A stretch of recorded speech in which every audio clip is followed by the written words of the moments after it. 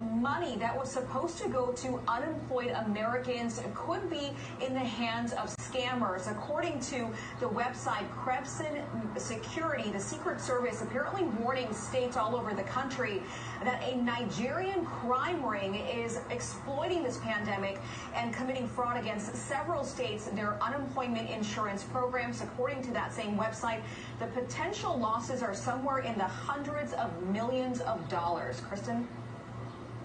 Wow, that's a lot of money. I should think.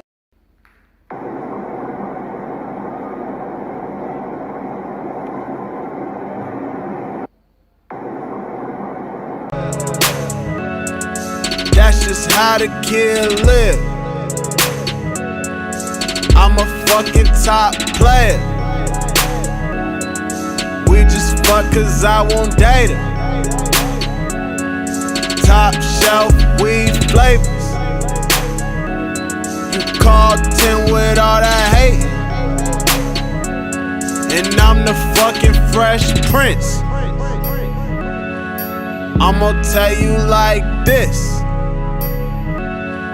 Just one look is all it's taking. That's enough to steal your bitch. Hey, hit my tree man. I need all this weed again. Blowing blunts of Pakistan.